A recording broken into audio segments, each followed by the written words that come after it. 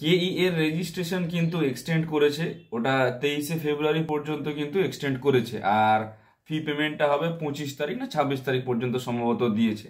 তাই প্রতিটা স্টুডেন্টদেরকে বলবো যারা অ্যাডমিশন নিতে চাও একদম কম বাজেটে 40 থেকে 45 লাখের মধ্যে ম্যানেজমেন্ট কোটায়, তারা কিন্তু কেই এর রেজিস্ট্রেশনটা মাস্ট করে রাখো।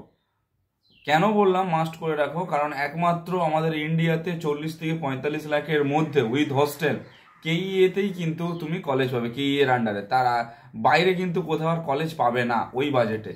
ওইখানে বাজেটটা কম, কারণ ওইখানে মালায়ালাম ল্যাঙ্গুয়েজের সঙ্গে ইংলিশটাকে মিক্সড করে পড়ানো হয়, সেই জন্য ওইখানে বাজেটটা একটু কম।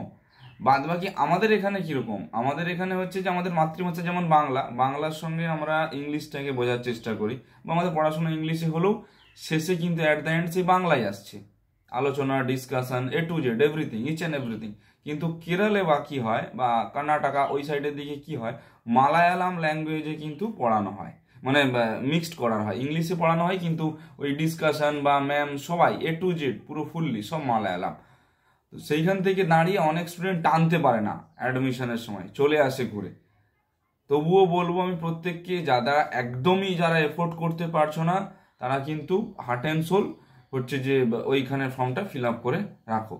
আর যদি অ্যাডমিশনের কারো কোনো গাইডেন্স থাকে বা সাপোর্টের প্রয়োজন হয়, তারা আমাদের সঙ্গে কিন্তু কন্ট্যাক্ট করতে পারো।